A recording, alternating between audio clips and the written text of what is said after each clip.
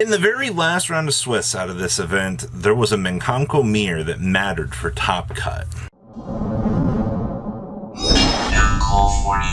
Don't make 30% of you that have not smashed the ever-living crap out of that subscribe button. Smash it so you guys don't miss out on more Oscar content. Top 16 out of the remote regional. We had 5 Sprite decks. Wow. Sprite innovations have been what feel like so much further ahead than, Cashed Era at this point. We've seen in certain regions that, like, Sprite is just becoming an absolute powerhouse monster. And, I'm not all that surprised, honestly, to kind of see that doing its thing. We also had 3 Cashed Era variants in top 16, which is hilarious because none of those made it to top 8. We had 2 Vanquish Soul. Vanquish Soul had a pretty decent representation on the regional level. We also had 2 Labyrinth decks, which unfortunately both of these did not make it into top 16. We had 2 Mikanko duelists, which I said they both had to play each other in the last round of Swish, which that mirror match is hilarious to watch. And we had 1 branded and 1 Marincess player in top 16 as well. I mean, this is a pretty diverse top 16. Top 8, though. Half of the field was Sprite. Now, we kind of had a feeling that Sprite was going to start to kind of overcome a lot of the rest of the metagame because the deck just feels, that much further ahead than everything else, especially with all the different variations and things that you have coming to the table for it. But what was most interesting to me here was we had Branded actually winning the event. Branded stepped through the light here and actually crushed a lot of the competition, which was very nice. 1 Vanquish Soul player did find their way into top 8, which was very, very good. Marincess was really good to see. I see that they had to play a mirror match earlier in the day too, which is actually wild. I can only imagine the little interesting interactions there. And then 1 of our Mikanko duelists made it in. Unfortunately, the other one made it into 10th place, but once again, I mean, it's kaiju or bust in that mirror match, right? Right? I never thought I would have to see that.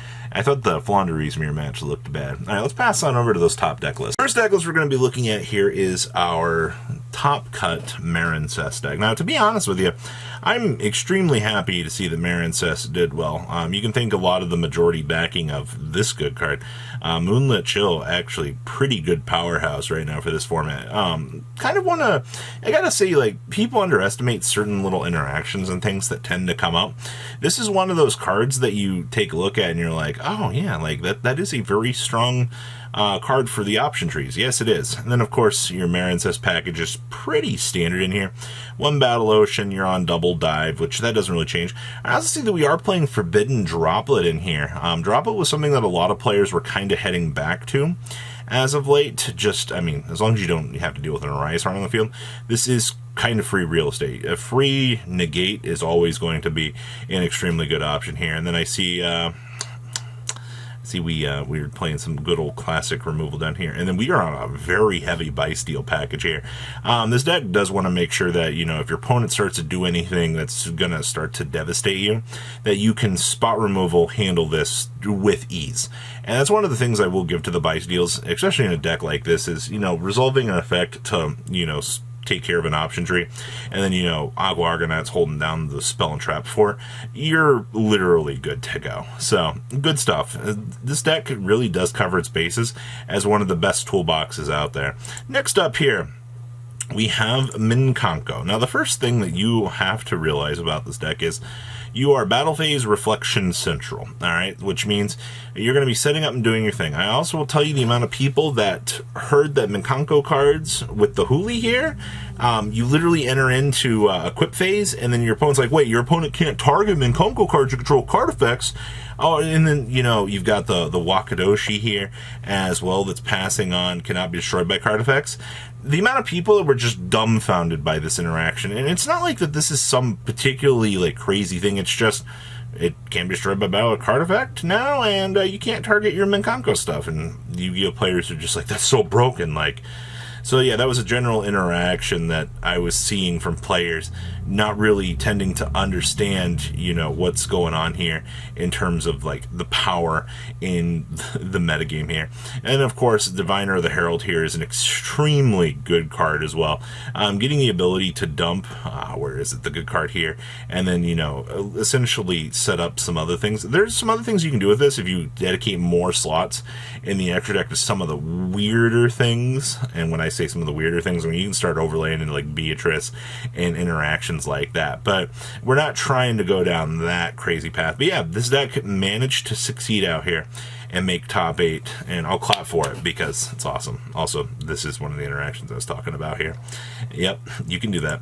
Next up here is the 9th place list for a Labyrinth. Now, the first thing that caught my eye down here was Ojama Trio, which means that you can set this, since it's a normal trap card, and then your opponent's going to have to deal with this, because you're like, oh, hey, look, tokens, and I just got to go ahead and pop those tokens, and you took some life points. Oh, cool.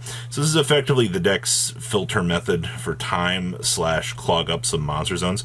You could try something like Secret Barrel too if you really wanted to, but this was really cool. See, we were also playing the Fair Welcome Labyrinth as well. There's some little tech choices in here that I haven't really seen a lot of.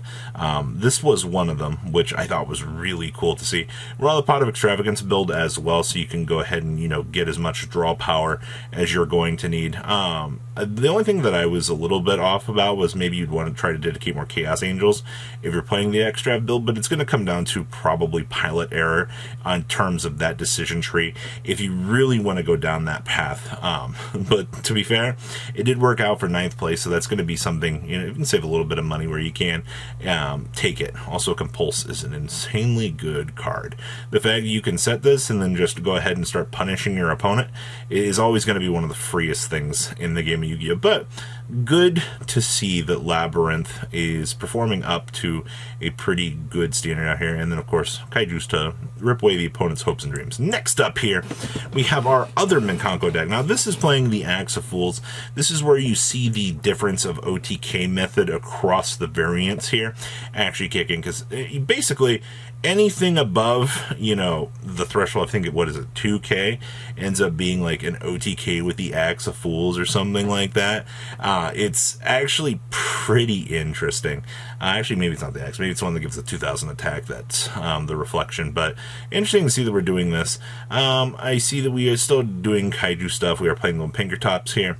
We have Lightning Storms for board breakers. And then we have, of course, talents in here. Pot of Prosperities for filtering options. Side deck is going to be dedicated to as many cleanups as you can. Now, this build's not doing any Ultimaya to Zolkin things. It doesn't really... I don't think that this build could dedicate resources. It probably can, but the difference between, like, the other build and this is a little bit more offensive options versus... this one feeling like it's a little bit more defensive, actually. And there's nothing wrong with, you know, being able to shift modes like that. It does work out. Next up, we have Sprite. Hi, good old faithful. Okay. So, in terms of what this deck does, I mean, it's still going to be the same thing. You can thank this little package right here for being one of the things that's keeping this deck, at least this variant, on the table. Because Evil Twin Sprite Runic feels like it's so much further ahead than all of the other variants out here. But to be honest with you, this is pretty strong stuff here. What else we got going on here? Nightmare Corrupt Riblet. Yeah, I love passing this over to my opponent, and my opponent just looking massively dumbfounded. It is nice to see that Lingaribo has returned back into the meta. Lingaribo was something that we saw pretty heavily out of this weekend, being one of those cards that players are like, what in the world is... What am I supposed to do with that? Well, unfortunately, this card is now getting pressured down just a little bit more out of the representation pool. So I think that that's pretty interesting. And then we had a 19th place back here, which I thought was really cool. The fact that Gold Pride Punk actually barely missed. They were talking about how they weren't playing Jam Dragon Drive in the deck. They're like, you don't need that trash. Who needs Jam Dragon Drive in order to, you know, maximize value? But we are playing Double Chariot Carry here. So we are playing Stack 'em Up Zeus. Apolos is kind of interesting. I see that we are main decking a Bysteel package in here.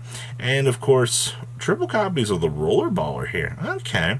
Deck feels pretty strong, honestly, still up to this point. It's a shame that it missed a little bit of the ball, but, I mean, this regional was, what, 120 people? So that's actually not too bad overall to see what's going on here. So, what do you think about this regional breakdown? Is there anything that feels a little bit off to you? To be honest with you, everything here looks pretty standard in terms of representation for the meta. So please leave a comment down below to my interest thing. I'll see your beautiful faces back here later in the day, guys. Peace out. Patrons, Thank you.